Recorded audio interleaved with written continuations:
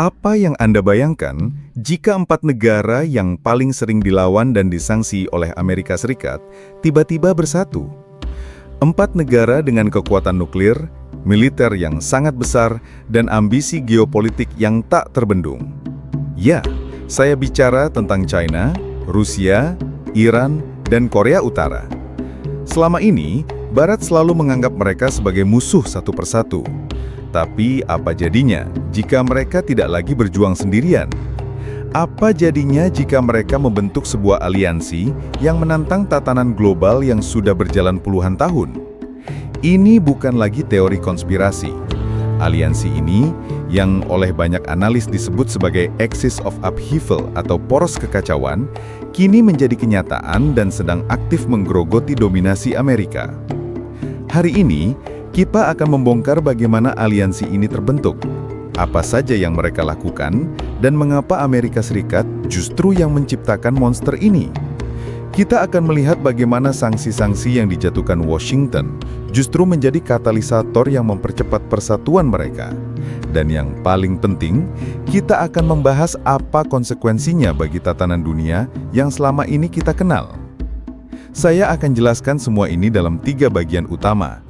Bagian pertama, kita akan melihat bagaimana sanksi Amerika justru menjadi perekat yang menyatukan mereka.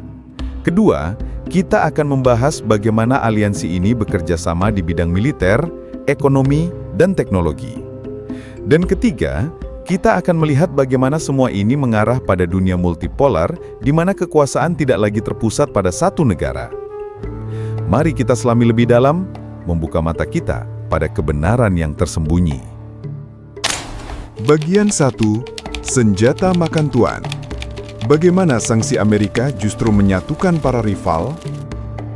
Selama ini, Amerika Serikat dan sekutunya memiliki senjata rahasia yang paling ampuh, sanksi. Sanksi itu ibarat sebuah hukuman finansial yang dijatuhkan satu negara ke negara lain. Tujuannya agar negara yang dihukum tidak bisa berdagang, menggunakan sistem keuangan global, atau menjual barang-barang mereka. Tapi, apa yang terjadi jika semua negara yang dihukum itu berkumpul dan berkolaborasi?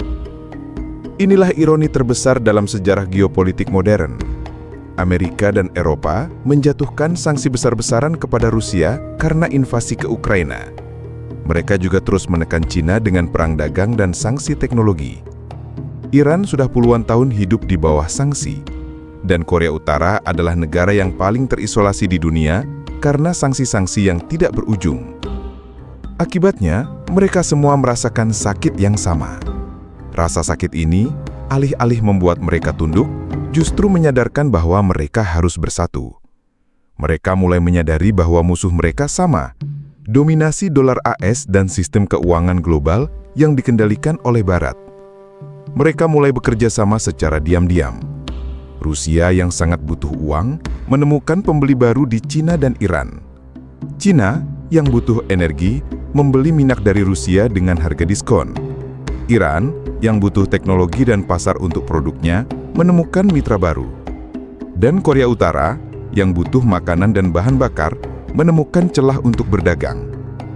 Sanksi yang seharusnya melumpuhkan mereka justru memaksa mereka untuk membangun sistem ekonomi dan perdagangan alternatif. Mereka mulai menciptakan jalur pembayaran baru yang tidak menggunakan dolar, membangun rantai pasukan baru yang tidak melewati Barat, dan bahkan bertukar teknologi militer. Inilah momen di mana perpecahan yang diciptakan Amerika justru menjadi perekat yang menyatukan para rival. Inilah yang kita sebut dengan senjata makan tuan. Bagian 2. Sinergi yang mematikan. Kerjasama militer, teknologi, dan ekonomi poros kekacauan. Jadi, apa saja yang mereka lakukan setelah bersatu? Aliansi ini, yang saya sebut poros kekacauan, bukan aliansi resmi seperti NATO. Aliansi itu seperti sebuah geng atau perkumpulan yang punya tujuan sama. Aliansi ini bekerja secara pragmatis dan fokus pada 3 hal utama: militer, teknologi, dan ekonomi. Di bidang militer, mereka aktif melakukan latihan militer bersama, bertukar informasi intelijen, dan saling memasok senjata. Contoh paling nyata adalah bagaimana Korea Utara memasok amunisi dan artileri ke Rusia untuk perang di Ukraina sebagai imbalan teknologi satelit.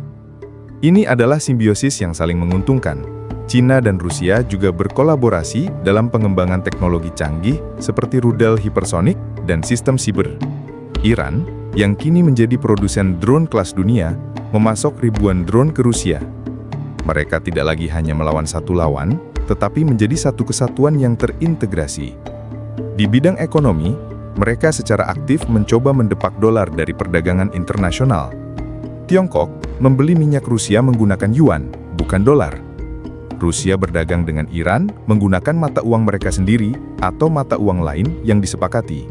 Langkah ini, yang kita kenal sebagai de-dolarisasi, adalah pukulan paling telak ke hegemoni dolar.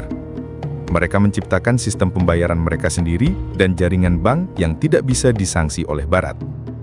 Di bidang teknologi, Cina adalah lokomotif utamanya. Mereka memasok teknologi telekomunikasi, AI, dan pengawasan kepada Rusia, Iran, dan Korea Utara. Ini memungkinkan negara-negara ini untuk memperkuat pertahanan mereka dari serangan siber dan mengkonsolidasikan kekuasaan. Sinergi ini menunjukkan bahwa aliansi ini tidak hanya bertujuan untuk menentang Barat, tetapi juga untuk membangun tatanan mereka sendiri yang kuat dan mandiri. Mereka sedang membangun fondasi bagi sebuah dunia yang tidak lagi didominasi oleh satu kekuatan. Bagian 3, lahirnya dunia multipolar. Akhir dari hegemoni Amerika. Apa konsekuensi dari semua ini? Ini adalah awal dari dunia multipolar. Multipolar itu artinya sebuah tatanan dunia di mana kekuasaan tidak lagi terpusat pada satu negara, tapi terbagi di antara beberapa negara atau aliansi yang kuat. Selama puluhan tahun, dunia hanya punya satu kutub kekuatan utama, Amerika Serikat. Tapi sekarang, poros kekacauan ini menjadi kutub baru yang menantang. Dampaknya sangat besar. Di Asia Pasifik, ketegangan meningkat di Laut Cina Selatan dan Taiwan. Hal ini memaksa negara-negara lain seperti Australia, Jepang, dan Korea Selatan untuk semakin erat bersekutu dengan Amerika, menciptakan ketidakstabilan. Di Timur Tengah, Iran merasa lebih berani dan didukung. Konflik regional menjadi lebih rumit dan sulit diselesaikan.